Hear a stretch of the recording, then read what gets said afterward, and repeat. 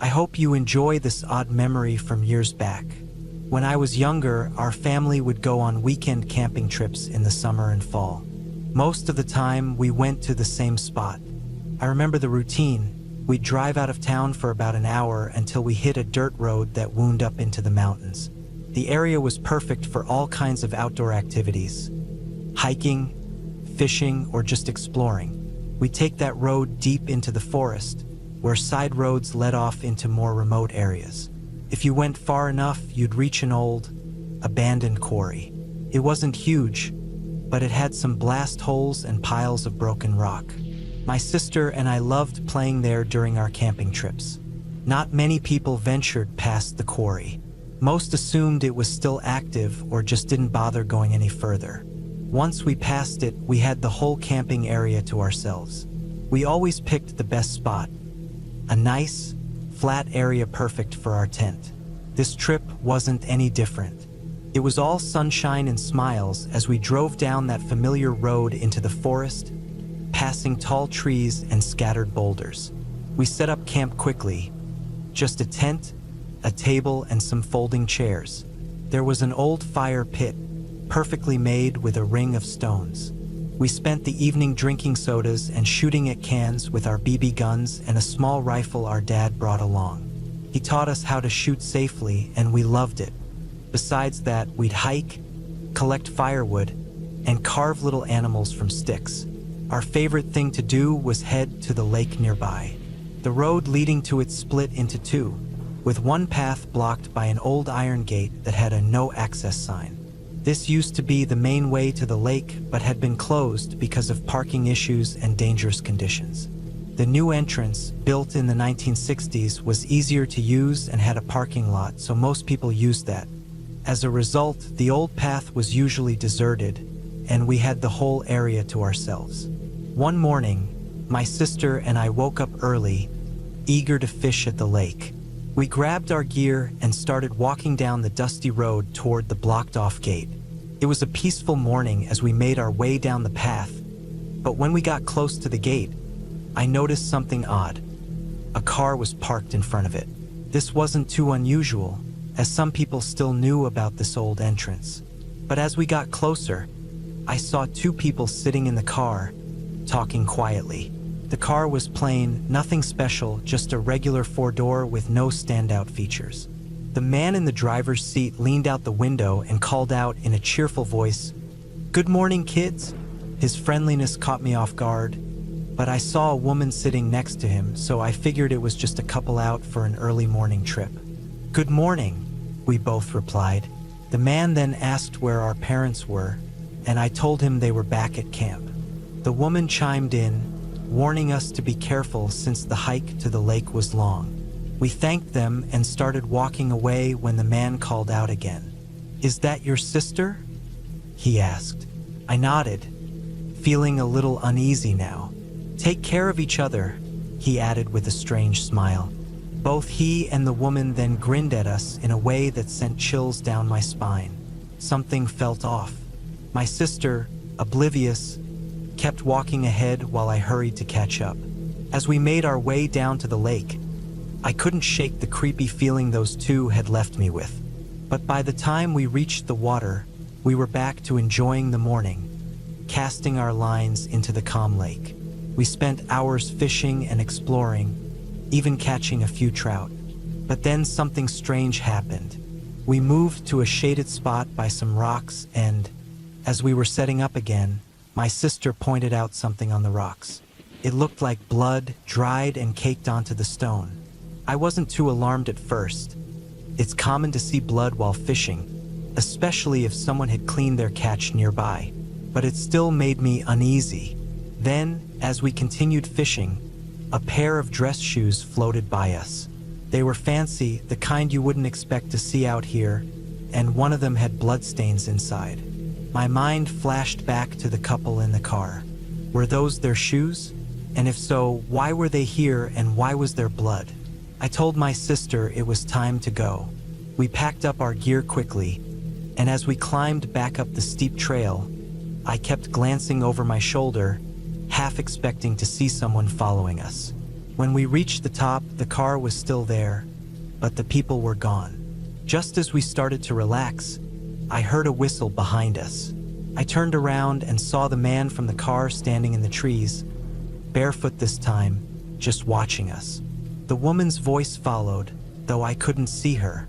"Did you catch anything?" she asked. My sister started to answer, but I stopped her. Something was very wrong. I grabbed my sister's hand and told her to run to our parents. She took off like a rocket, while I stayed back, watching the man and woman as they stood there, smiling those eerie smiles again. They didn't chase us, but I couldn't shake the feeling that they were playing some kind of twisted game. When we finally made it back to camp, out of breath, we told our parents what had happened. My dad went to check it out, but by the time he got there, the car was empty. The couple had vanished, leaving behind nothing but that uneasy feeling. We never saw them again, but I'll never forget that day. Something about them wasn't right, and to this day I still wonder what their real intentions were.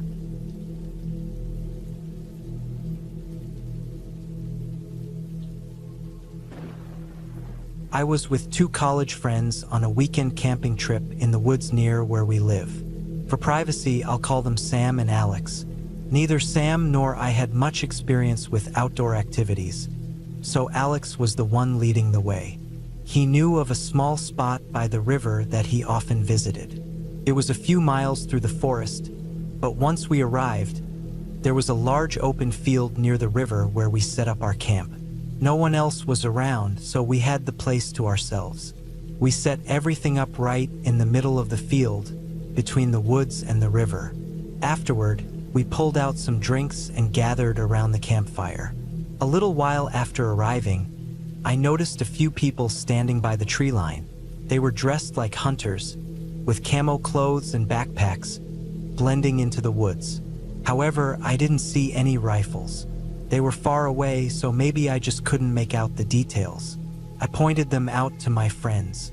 Alex looked confused and said hunting was illegal in these woods, and besides, it wasn't hunting season. He seemed genuinely concerned that these people were out here.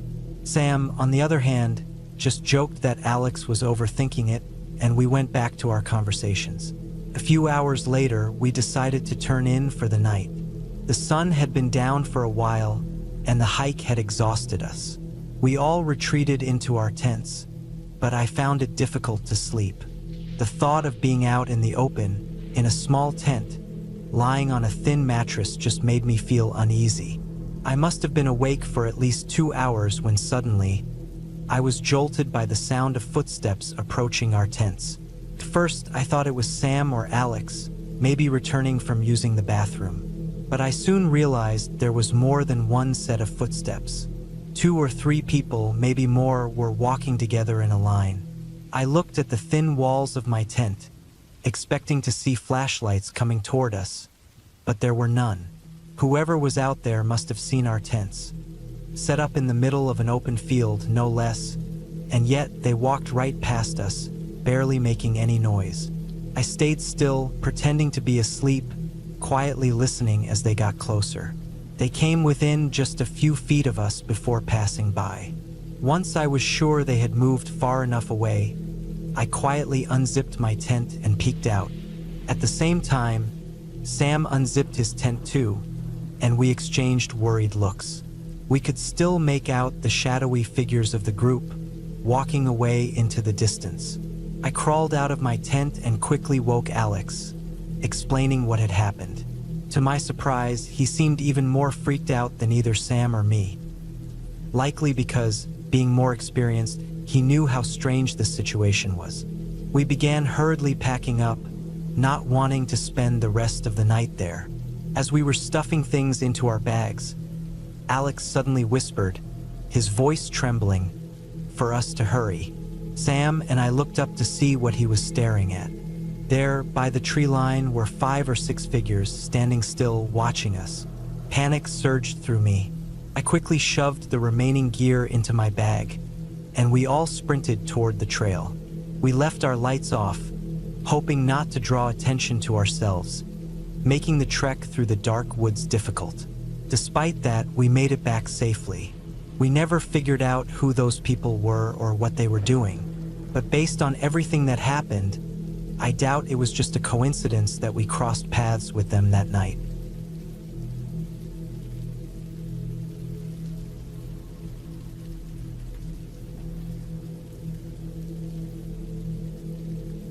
Each summer, I go camping with my father. He's been doing it all his life, and I've started joining him in recent years. I'm 17, and last year we embarked on our annual camping trip. We picked the location together after searching online for a new spot to explore. There weren't any photos of the site, but the map seemed straightforward, and the trail was described as easy and not crowded. We left early on a Saturday morning, parking by the roadside and heading down the path. After the first half-mile, though, it was clear the description wasn't entirely right. Some sections were steep, and much of the trail was either muddy or overgrown, making it tougher than expected. But since we were already there, we pressed on and eventually arrived at the campsite. It didn't look much different from the forest we'd been hiking through for nearly 2 hours. There were trees all around, and the only place to set up was an overgrown patch of grass.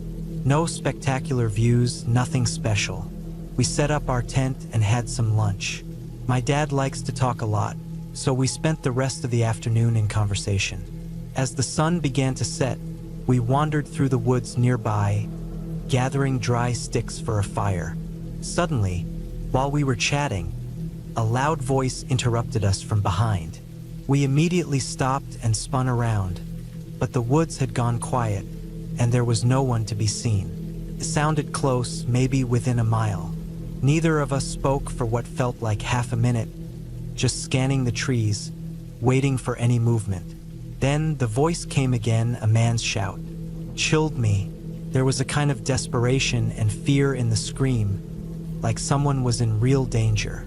I looked at my dad, who seemed torn and alarmed. He turned me around and hurried us back to the campfire, which he quickly lit. But the shouting didn't stop. I finally asked if we should go help. My dad was clearly weighing his options.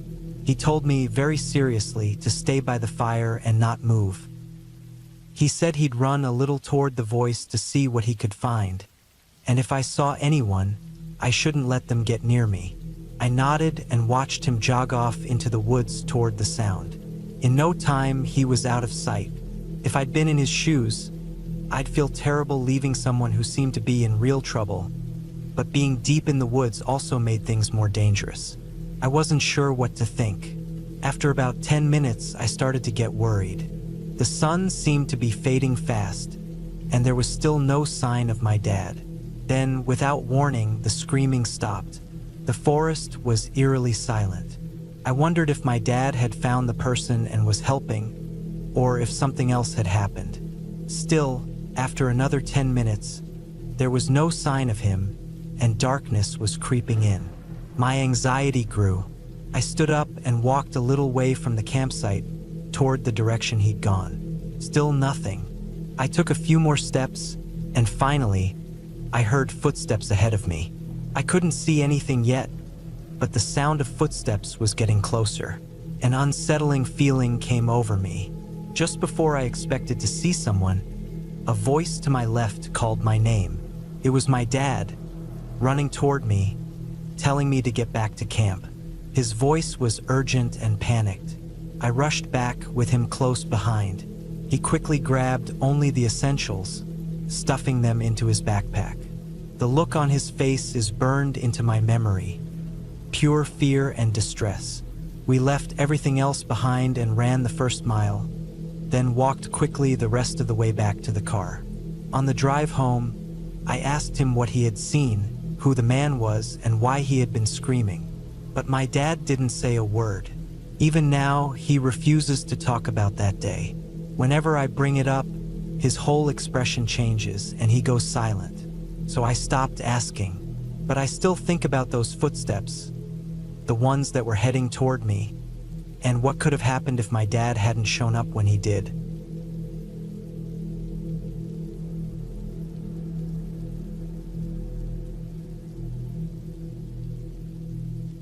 Last year, I spent a couple of weeks in Wyoming. I had a small camper set up on the back of my SUV and was staying in campgrounds or anywhere public land was available. On one of my last days there, I needed to start heading back in the direction I came from. Unfortunately, my vehicle had some issues that day, and I spent most of the day trying to fix it. By the time sunset came, I had barely covered any distance. After stopping for some coffee at a nearby station, I figured I could drive for at least 2 more hours before finding a place to settle for the night. As I drove, the road cleared up, and soon I was the only one on it. Using an app, I found the closest camping spot on public land, not far off the main road. When I reached the turn, it was a narrow dirt road leading about 1/4 of a mile into the trees. At the end, there was a small clearing with grass, surrounded entirely by woods. No other campers were there. I parked my vehicle facing the exit, got out, and entered my camper. It was probably around midnight, and I was ready to sleep. But just as I lay down, a beam of light seeped through the edges of the privacy screen on my windows. I sat up, lifting the corner of the screen just enough to see out. Another vehicle's headlights were coming down the same dirt path. They slowed to a stop near the clearing. It seemed like they saw me and weren't sure if they wanted to camp in the same place. But instead of turning around, they just stayed there, blocking the exit. It was an old, rusty truck, but the headlights were so bright I couldn't make out much else. I had a bad feeling about this. After a few minutes, I realized I wouldn't be able to sleep here. I folded up my bed and started getting ready to leave. But before I could get out of the camper, I heard one of their doors open. I peeked out and saw they had turned their headlights off. 2 men were standing outside in the darkness, holding something in their hands. I quickly closed the window and listened as they walked quietly around my camper, their footsteps getting closer until they suddenly stopped. It was as if they sensed I was awake. One of them called out, "Hey, could you give us some directions? We're a bit lost." Their voices sounded off, maybe a bit drunk. I didn't know what they were capable of, and I was terrified. I peeked again through the window and saw one of the men standing right next to my vehicle, holding what looked like a crowbar or something similar. Confirmed my fears, they had bad intentions. But there was no way for me to leave without stepping out of the camper and into the truck. Suddenly, one of them began scraping the door, pressing hard, as if trying to force it open. I braced my legs against the door to keep it shut. Out of nowhere, I heard a gunshot. It didn't come from the men. It sounded farther away, from the woods surrounding the clearing. The 2 men froze, then bolted back to their truck. Within seconds, they sped off down the dirt road. I didn't know what had just happened, but I knew it was my best chance to escape. I quickly jumped into my truck, started it up, and sped down the path back to the main road. After driving for about an hour, I stopped at a busy truck stop. What really happened that night is still a mystery. I think that maybe a hunter or another camper had seen what was going on and fired a warning shot. Given how remote the area was, it seemed unlikely, but it's the only explanation that makes sense. Without that shot, I don't think I'd be here to tell this story.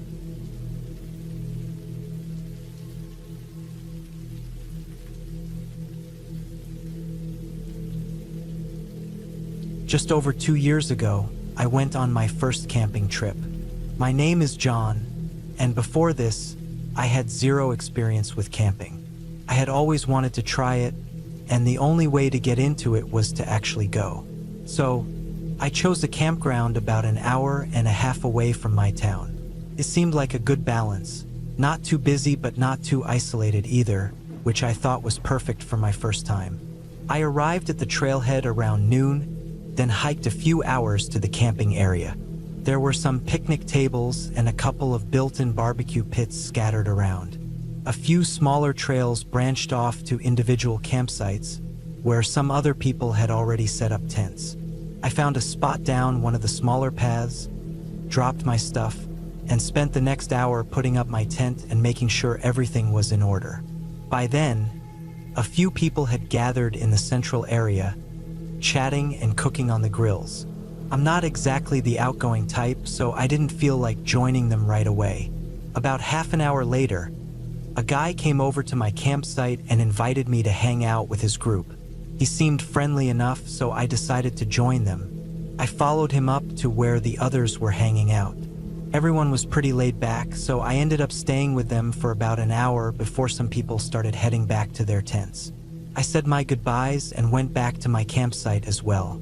It was probably around 6:30, so there was only about an hour of daylight left when the same guy from earlier, who introduced himself as Chris, came by again.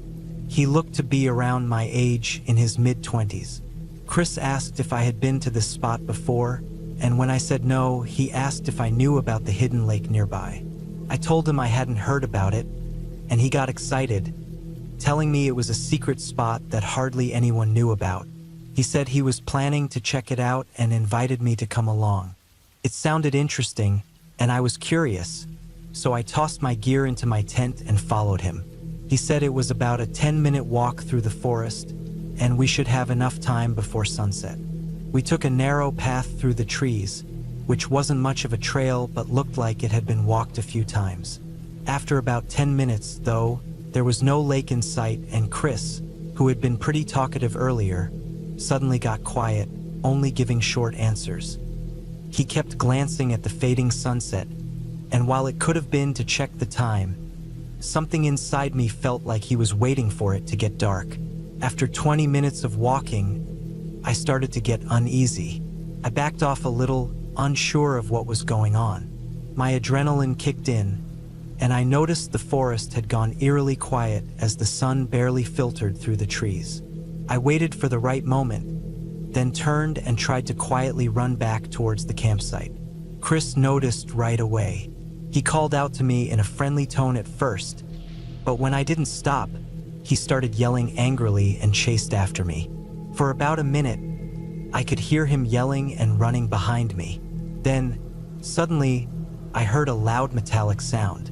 I glanced back and saw something like a knife bounce off a tree just a few feet away from me. It seemed like his final attempt to stop me. I kept running and eventually lost him. When I got back to the other campers, I told them what had happened. One of them called the police for me. Chris, or whatever his real name was, never came back.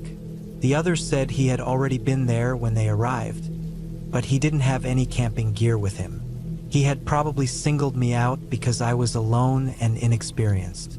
I'm just thankful I never found out what he had planned, because I'm sure it wouldn't have ended well.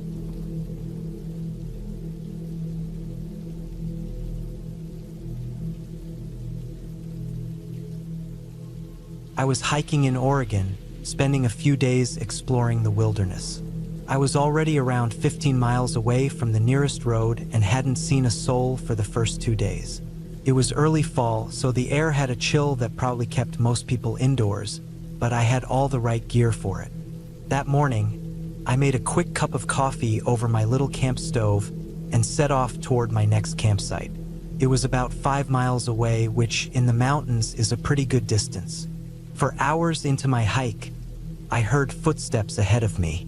I looked up to see a man coming down the trail, walking in the opposite direction. I wasn't expecting to see anyone, so I gave him a nod as he passed, but something felt off. He wasn't carrying a backpack or even a water bottle. All he had on was a long-sleeve shirt and some worn-out hiking pants. I found it strange enough that I turned around to get another look at him, and at that moment he also glanced back at me. To avoid being awkward, I quickly turned around and kept walking. I tried to forget about it as I hiked, convincing myself that he probably had a campsite nearby and was just out for a walk. But deep down, I knew that there weren't any official campsites in that area. Still, I shrugged it off and focused on reaching my destination. When I finally arrived, the campsite was empty, with just a small patch of ground for my tent. It wasn't as scenic as I had hoped. The trees blocked most of the view, so it felt more like I was in the middle of a dense forest than on a mountain. Tired from the hike, I quickly set up my tent and sat down to watch the sunset. Suddenly, I heard shuffling behind me. I turned around and was shocked to see the same man I had passed earlier. He still didn't have any gear with him, and what puzzled me even more was how he ended up here. He had been walking in the opposite direction when I saw him, so he must have turned around soon after we crossed paths. He walked into the campsite without acknowledging me, almost like he was pretending I didn't exist. He sat down on the ground, about 10 feet away, with no tent or sleeping bag, just sitting there, staring into the trees. Now that I could get a better look at him, he seemed to be in his late 30s, with short brown hair and a scruffy beard. The more I observed him, the more uneasy I felt. Nothing about this situation was normal. As the sun sank lower, I grew increasingly uncomfortable. Who was this guy? What was he doing 20 miles into the woods without food, water, or shelter? After about half an hour, he still hadn't moved. I realized I couldn't stay there for the night. I had nowhere else to go, but I figured I'd find a random spot away from the trail and hope he didn't follow me. As I began packing up my tent, he finally looked over at me. And once he did, he didn't stop staring. Every time I glanced at him, his eyes were locked on me. Once I had my gear packed up, I saw out of the corner of my eye that he stood up. I started walking as quickly as I could, gripping my small knife just in case. I could hear his footsteps close behind me. After a minute, I looked back to see him still following, but the distance between us was growing. I decided to take a risk and veer off the trail into the woods, hoping he wouldn't notice in the darkness. I crouched behind a tree about 20 feet off the path and waited. Sure enough, his footsteps came closer, but just as he was about to pass, he stopped. I could see his silhouette in the dim light as he looked around, as if he sensed I wasn't on the trail anymore. Then, he started calling out, trying to sound friendly, which only made it more unsettling. After a couple of minutes, he stopped calling out. Instead of heading back toward the campsite, he walked straight into the woods on the opposite side of the trail. I watched as his figure disappeared into the trees, and everything went silent. I stayed hidden for over an hour before finally getting up and continuing my hike. I pushed myself to skip the next campsite just to be safe. When I got back to town, I filed a report with the local police, but they never followed up. I still don't know if that man was living out there, looking to rob or harm people or something else entirely. But I'm lucky I got out of there when I did.